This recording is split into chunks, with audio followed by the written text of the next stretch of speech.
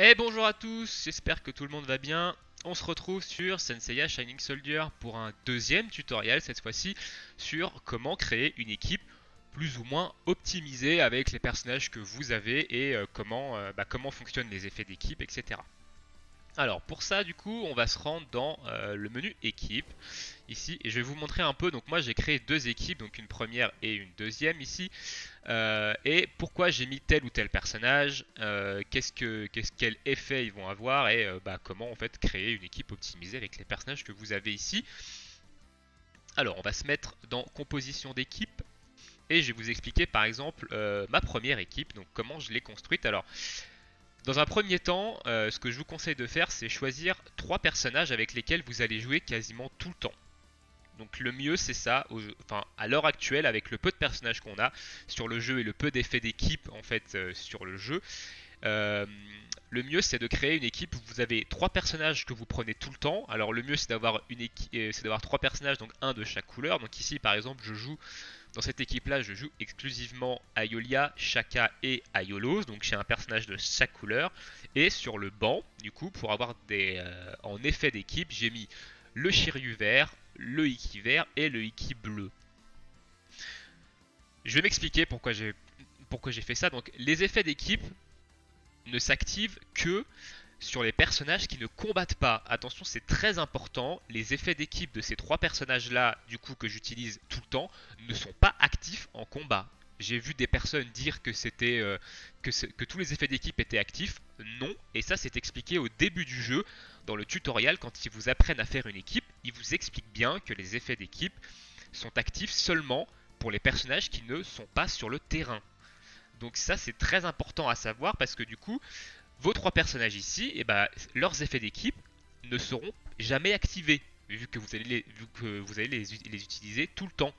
Donc ça ne sert à rien en fait déjà de les monter dans un premier temps, donc d'utiliser des ressources pour monter l'effet d'équipe sur des personnages qui combattent tout le temps, ça ne sert à rien, vu que l'effet d'équipe ne sera jamais activé.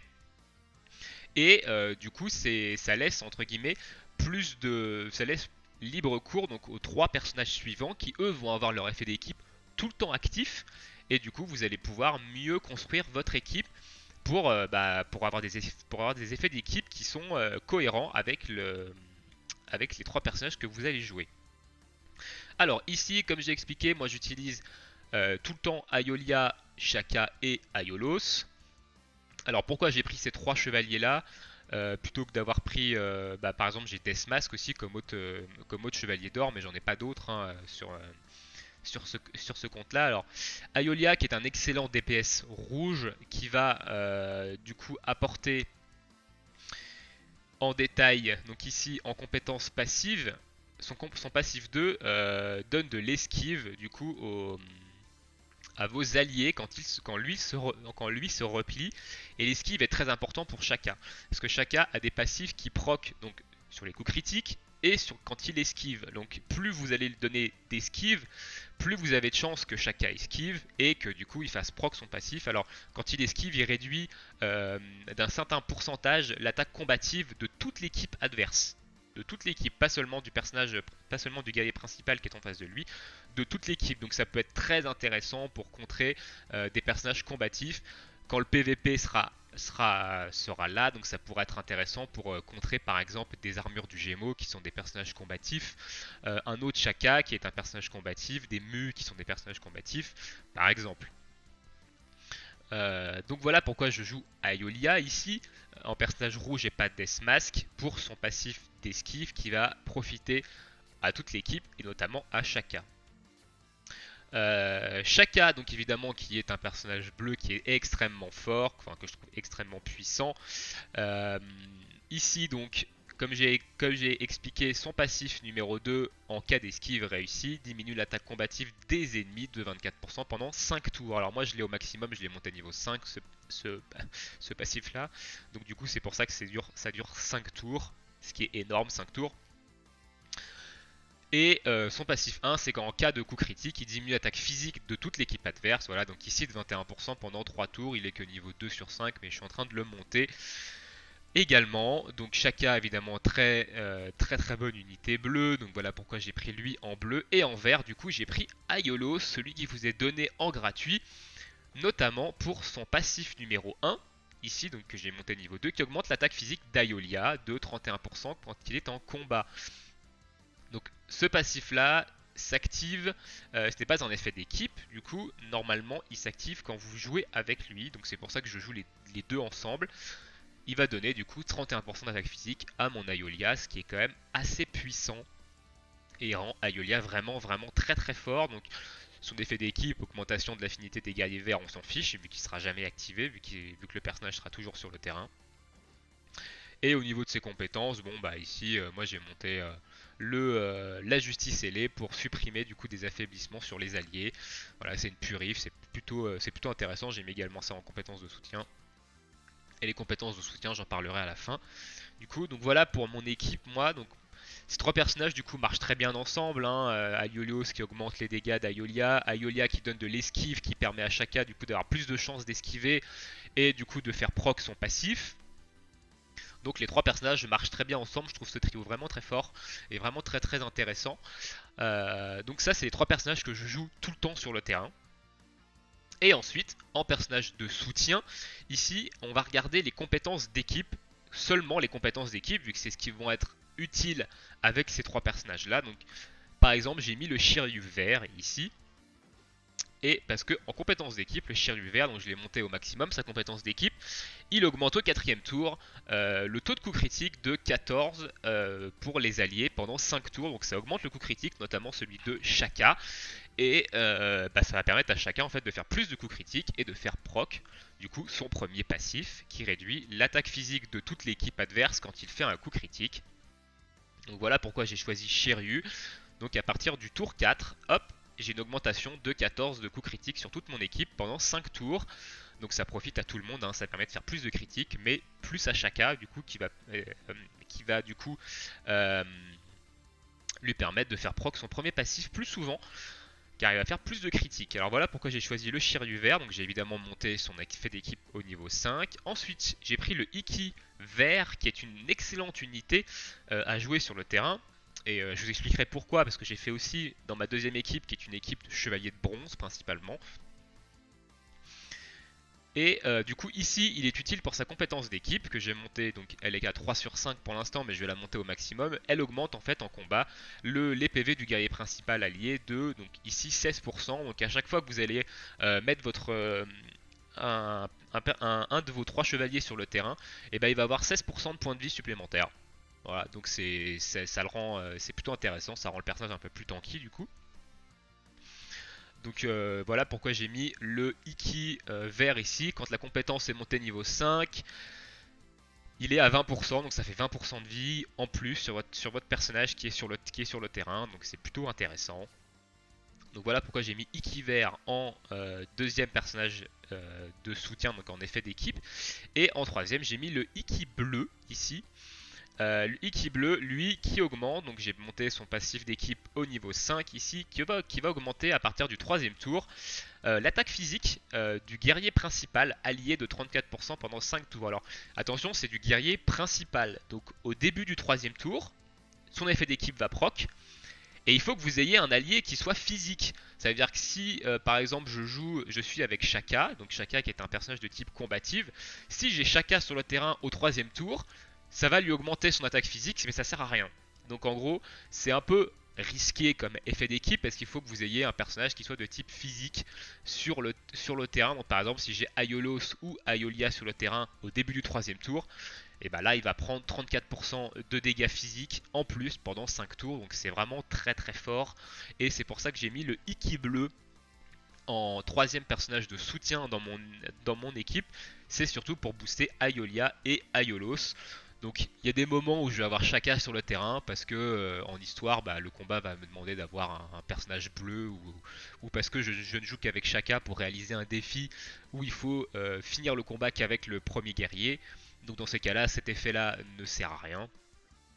Mais dans la plupart des cas, en général, j'ai soit Aiolia, soit Aiolo sur le terrain. Donc cet effet-là est très intéressant. Donc le Iki bleu Bon support pour une team plutôt axée dégâts physiques. Ici, je suis plus axé dégâts physiques étant donné que j'ai deux personnages physiques et un personnage combatif.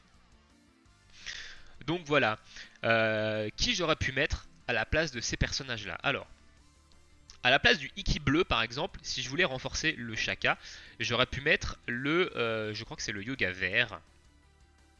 Si je dis pas de bêtises, ou c'est pas lui. Si c'est lui.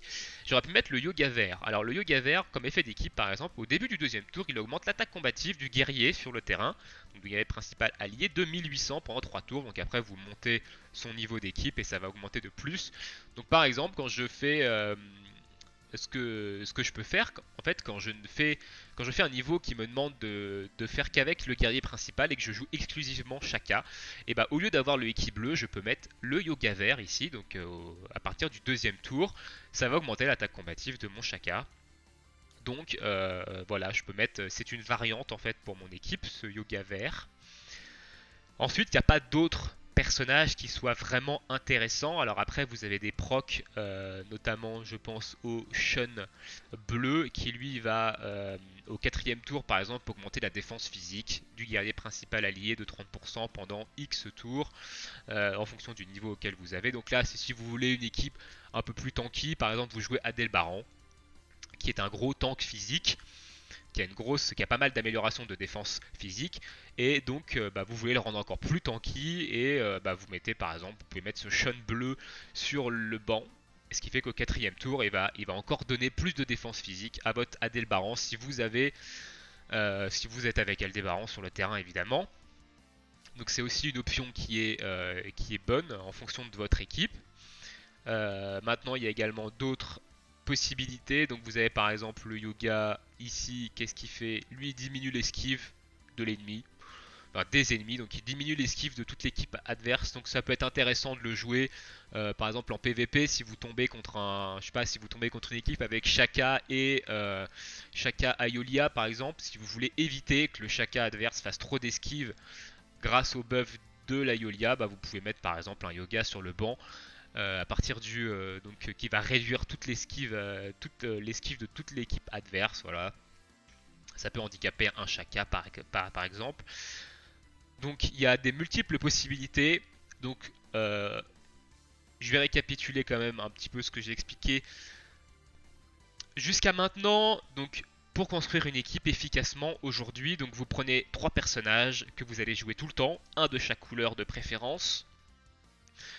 Leurs effets d'équipe seront jamais actifs vu qu'ils seront toujours sur le terrain, et vous prenez du coup trois personnages qui sont là que pour les effets d'équipe, et bah, en fonction des personnages que vous avez pris, vous adaptez un peu vos effets d'équipe en conséquence. Donc comme j'ai expliqué, moi je peux mettre le yoga vert en variante avec le Iki bleu si jamais je n'utilise que Shaka pour monter son attaque combative, sinon je laisse le Iki bleu qui est plus intéressant vu que j'ai deux personnages de type physique. Voilà, donc voilà pour ma première équipe, comment je l'ai construite et pourquoi je la trouve cohérente en fait par rapport à ce que je joue. On va passer du coup à la deuxième équipe qui est une équipe chevalier de bronze. Ici, les trois personnages que je joue sur le terrain, ça va être le Shun bleu, le Seiya rouge et le Iki vert ici. Et du coup, en personnage sur le banc, c'est le Aiolia, le Seiya vert et le Shun vert qui vont être mes personnages sur le banc. Euh, du coup, les trois premiers personnages, donc les trois personnages que je joue le plus, donc le Shun, le Seiya et le Iki, ils ont rien de particulier ensemble en fait. Il n'y a pas d'effet particulier ensemble. Donc c'est juste que voilà, je trouve les personnages individuellement assez forts. Donc le Shun ici, le Shun bleu que j'ai une grosse étoile et une petite étoile, donc que j'ai entre guillemets 4 étoiles. Voilà, donc c'est mon chevalier de bronze que j'ai le plus haut. Au niveau de ses compétences chargées, voilà, il a une grosse compétence ici qui va augmenter sa défense physique, et après il a des compétences de dégâts, donc exclusivement bleu. Ses passifs, du coup, il va augmenter fortement ses différentes défenses. Donc à partir du troisième tour, du coup, il va augmenter sa défense combative. Et à partir du deuxième tour, il va augmenter sa défense physique. Donc c'est un tank qui est capable d'encaisser les deux types d'attaques. Donc voilà pourquoi je l'ai choisi. Et bah, son effet d'équipe, de toute façon, on s'en fout, il sera jamais activé. Donc voilà pourquoi j'ai choisi ce personnage bleu que je trouve vraiment intéressant en termes de tank pour les deux types d'attaques. Le Seiya rouge que je trouve assez puissant en termes de personnage qui fait des dégâts. Alors, il a trois compétences qui font des dégâts et sa troisième compétence du coup augmente ses coups critiques ou augmente les coups critiques du guerrier principal si jamais vous l'utilisez en compétence de soutien. Ça va augmenter les coups critiques du personnage que vous avez sur le terrain si c'est une compétence utilisée en soutien. Et du coup, au niveau de ses compétences passives,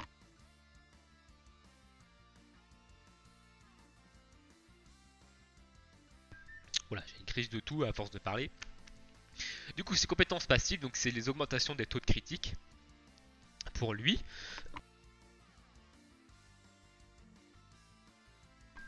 Décidément, ça s'arrête pas. Bref.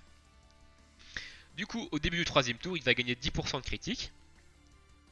Donc, ce qui est pas mal pour lui. Donc, il va faire plus de critiques. Et en cas d'esquive réussie, du coup, eh ben, il va encore augmenter son taux de critique. Donc, il va taper fort.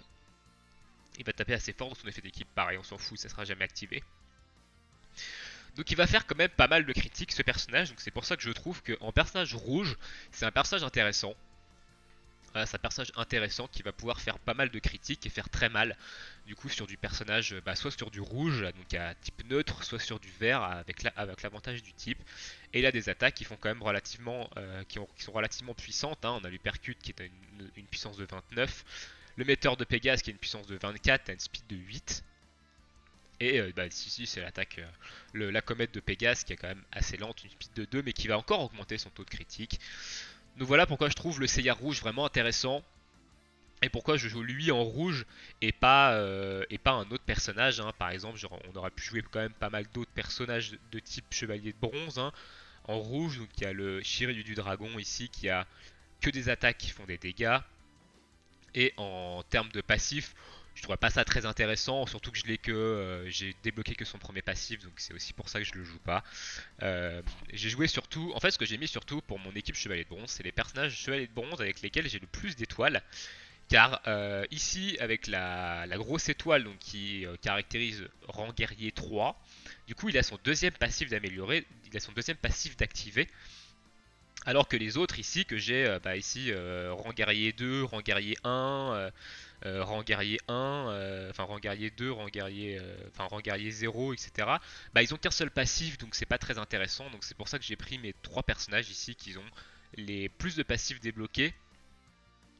Mais si vous avez des personnages si vous avez d'autres chevaliers de bronze ici qui ont plus d'étoiles que ceux que j'utilise moi, et regardez leurs compétences, regardez leurs compétences passives, etc. Et essayez de vous faire une idée de dire bah voilà, je peux mettre ce personnage-là peut être intéressant avec ça. Par exemple, les yogas, ils ont des compétences qui gèlent, donc ça peut être intéressant de jouer un yoga, par exemple un yoga rouge ici pour avoir un peu de contrôle. Alors, je sais pas si sa deuxième compétence a lui a 6% de chance de geler.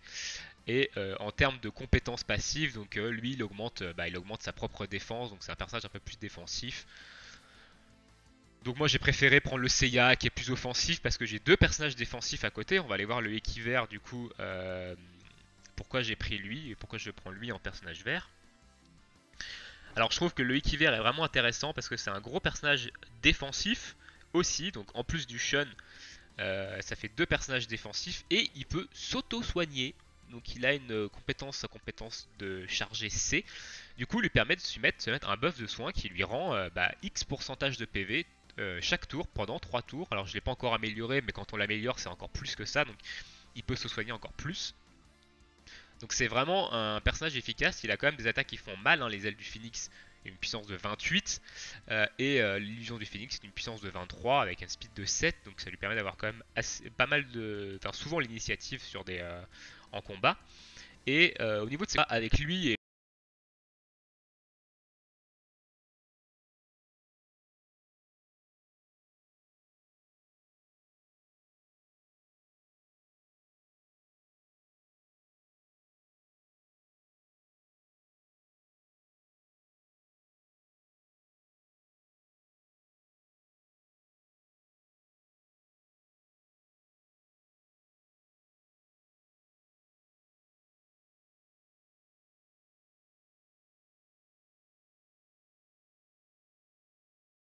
le personnage prend 0 dégâts et se soigne à l'infini presque. Donc c'est pour ça que je trouve ce Ikiver vraiment très fort et que j'ai utilisé lui en personnage vert.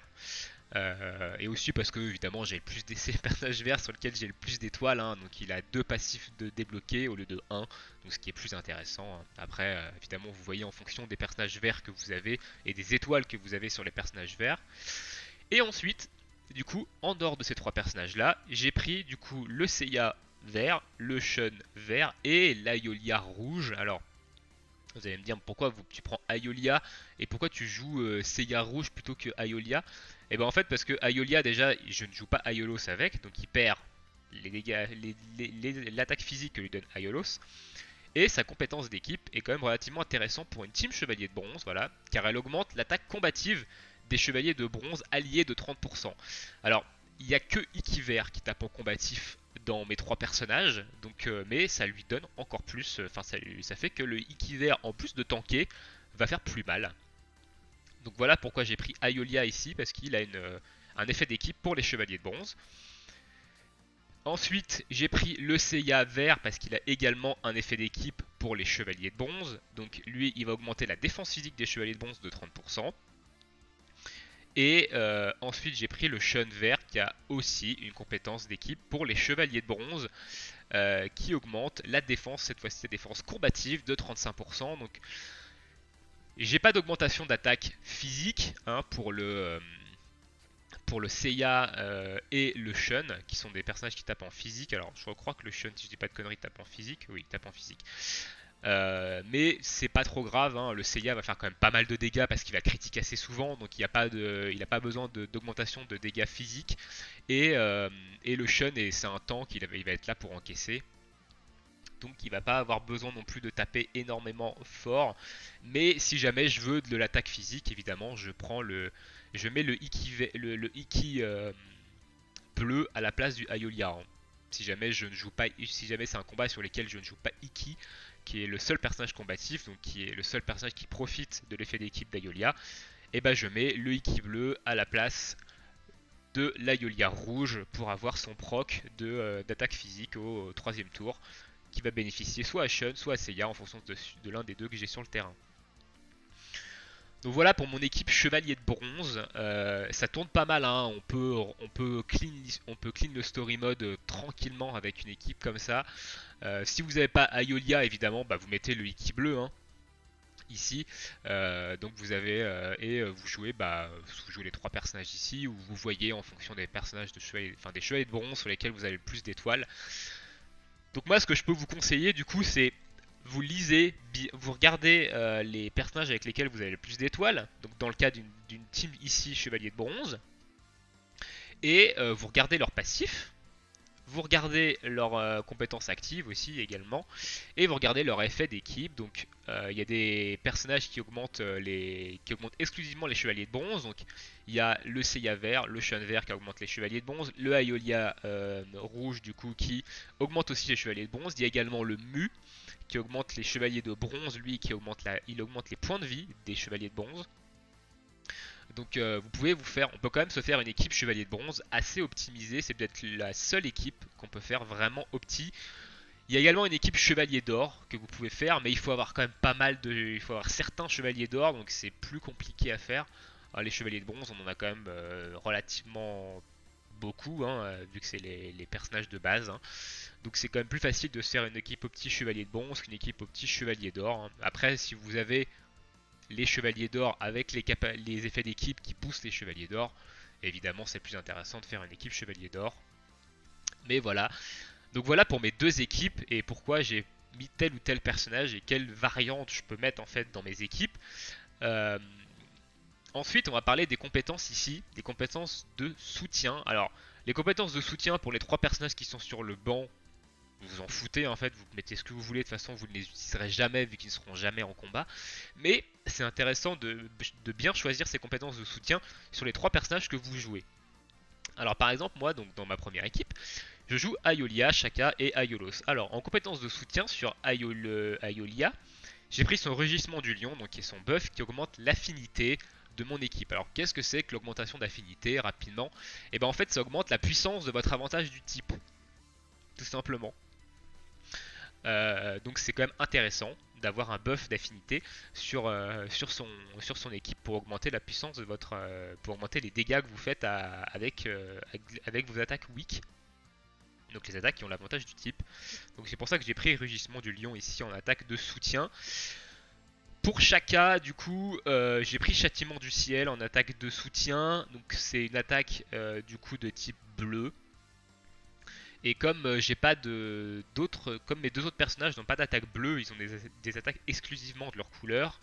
Et bah j'ai pris une attaque qui fait des dégâts qui fait des dégâts bleus en fait. Voilà, si jamais j'ai besoin de, si jamais je me retrouve avec si jamais je me retrouve avec Aiolios bloqué contre un personnage bleu, et bah du coup je vais claquer l'attaque de soutien de Shaka, donc qui est rouge, qui va avoir l'avantage du type, qui va en plus réduire l'attaque physique de l'ennemi. Donc ça va être plutôt intéressant. Voilà pourquoi j'ai pris le Châtiment du Ciel en attaque de soutien sur Shaka. Mais j'aurais pu prendre le Trésor du Ciel aussi, qui est une attaque de type vert, ou alors Cannes, qui est une pour réduire fortement l'attaque de type combatif d'un ennemi. Hein, si je me retrouve bloqué par exemple avec Aiolia ou avec Aiolos contre une armure des Gémeaux par exemple, et bah boum, je peux lui réduire fortement son attaque combative pour pas qu'il frappe trop fort sur mes deux autres persos. Donc voilà pourquoi, donc avec Shaka il y a plusieurs possibilités, ça dépend de ce que vous voulez faire. Ensuite Aiolos, Aiolos j'ai pris sa Justice ailée, donc qui est sa purif, hein, qui va me permettre de cleanse des debuffs sur mes personnages. Donc si par exemple j'ai une diminution d'attaque physique, si j'ai une diminution d'esquive, etc., bah hop, je peux utiliser Justice ailée et ça va cleanse tout ça. Donc pour moi c'est le meilleur des trois. Voilà pour Aiolos en type d'attaque de soutien. Ensuite sur ma deuxième équipe, en attaque de soutien, donc pour le Shun ici, j'ai pris le cercle de défense, donc le buff de défense évidemment, qui va permettre d'augmenter ma défense sur mon personnage principal. Donc soit Iki, soit Seiya, et comme c'est de la défense physique, du coup, et bah, ça va me permettre de booster la défense physique de Iki, notamment, qui lui ne se booste que sa défense combative. Donc ça va me permettre de pouvoir tanker mieux un personnage physique avec Iki. Donc voilà pourquoi j'ai pris le cercle de défense avec Shun comme compétence de soutien. Avec Seiya, j'ai pris sa comète de Pégase, hein, qui va me permettre d'augmenter les critiques de mon personnage principal. Voilà, donc avoir un peu de critique, c'est toujours intéressant, hein, ça permet de faire un peu plus de dégâts sur une attaque. Surtout que Shun et Iki sont des tanks, donc au niveau dégâts, c'est pas ceux qui vont être le plus haut en dégâts, donc s'ils peuvent critique, c'est mieux. Et sur Iki, évidemment, j'ai pris Formation du Phénix, qui est le soin sur la durée. Voilà, évidemment, c'est l'attaque qui est la plus intéressante des trois. Hein, c'est le soin. Hein. Si jamais vous êtes mal avec votre Shun, vous pouvez lui claquer un gros soin. Donc c'est plutôt intéressant. Voilà ce que j'ai choisi en compétences de soutien. Donc choisissez quand même bien vos compétences de soutien, même si on en utilise quand même rarement. Hein. Aujourd'hui, avec le contenu de l'histoire, on les utilise pas souvent, sauf quand c'est demandé dans les défis. Donc, à la limite, c'est pas trop handicapant pour l'instant, mais on ne sait pas. On ne sait pas en PvP si ça aura un impact. On ne sait pas dans les futurs events, dans les futures difficultés du jeu en PvE, si les compétences de soutien vont être vraiment importantes ou pas. Donc, prenez de l'avance, choisissez quand même bien vos compétences de soutien pour vos équipes. Et vous devriez ne pas avoir de problème. Et ben écoutez, voilà un peu pour l'explication sur comment se construire une bonne équipe. Donc je vous conseille quand même de bien lire les cartes. Voilà, donc comme j'ai expliqué dans mon tutoriel numéro 1, du coup je suis en train de retranscrire le wiki du coup qui est en chinois, donc je suis en train de le traduire en français du coup pour le mettre à disposition pour vous mettre à disposition en fait tout ça, donc toutes les informations qu'il y a sur le jeu. Il y a quand même pas mal d'informations dans le wiki et comme ça peut aussi vous aider à voir sur tel ou tel personnage qu'est-ce que je vais débloquer comme passif au rang guerrier 3, au rang guerrier 6, et ça peut aussi vous orienter dans votre création d'équipe. Donc voilà. Donc lisez bien les cartes, essayez d'imaginer un peu en combat comment ça peut se passer, et voilà, j'espère avoir été clair sur comment se construire une équipe opti. Donc je vous ai expliqué un peu mes deux équipes, pourquoi je les ai construites comme ça. Donc si vous voulez prendre exemple dessus, voilà, vous avez deux exemples ici. N'hésitez pas dans l'espace commentaire à me demander, voilà, j'ai fait telle ou telle équipe, est-ce que c'est bien, est-ce qu'il n'y aura pas quelque chose de mieux à faire, voilà, je tâcherai d'y répondre assez rapidement sur ce genre de questions. Voilà, et ben écoutez, on va se laisser ici, hein. J'espère que ce tutoriel vous aura aidé à mieux comprendre la construction d'équipe dans Senseiya Shining Soldier, qui est quand même très différente d'un Dokkan Battle par exemple, ou d'un Dragon Ball Legend. Voilà, pour ceux qui jouent à ce genre de jeu, on a quand même ici une construction d'équipe qui est relativement différente et qui ne s'appuie pas spécialement sur des compétences de leader ou des capacités Z, mais plutôt sur des passifs, sur des procs. Donc c'est plutôt, moi je trouve ça plutôt intéressant comme approche de team building. J'attends évidemment qu'on ait d'autres personnages, hein. Plus on va avoir de personnages, plus on va pouvoir construire d'équipes différentes. Je pense notamment à des spectres ou des guerriers divins, hein, qui vont pouvoir être joués avec soit Ek, soit Thor, du coup, qui sont actuellement les seuls spectres ou les seuls guerriers divins. On aura plus d'équipes possibles dans l'avenir, mais ce tutoriel, pour moi, je l'ai fait de façon à ce que vous puissiez construire des équipes même dans l'avenir avec les différents autres personnages qui sortent. De toute façon, je ferai des analyses sur les personnages qui vont sortir et j'expliquerai un peu avec qui ça peut se jouer, dans quel genre d'équipe on peut les jouer, etc. Donc normalement il ne devrait pas y avoir de problème là-dessus sur comment jouer les nouveaux personnages qui sortent et est-ce qu'ils sont bons ou est-ce qu'ils sont pas bons aussi surtout. Donc voilà. Sur ce, on va se laisser ici pour le tutoriel de création d'équipe. Le prochain tuto, je ne sais pas trop pour l'instant le prochain tuto parce qu'il n'y a quand même pas beaucoup de features dans le jeu. Donc je pense avoir fait relativement le tour de tout avec le premier tutoriel sur les défis et celui-ci sur la création d'équipe. Donc peut-être un tutoriel en combat sur, voilà, sur comment bien optimiser son combat, comment réussir tel ou tel combat, mais bon, pour l'instant, il n'y a pas trop de difficultés comme, comme on le voit. Donc on verra. N'hésitez pas dans l'espace commentaire, voilà, si vous avez des idées, si vous voulez que je vous montre, que je vous fasse un tuto sur telle ou telle chose dans le jeu, et ou si vous voulez que je vous fasse choquer de personnages ou d'équipes, par exemple. Voilà.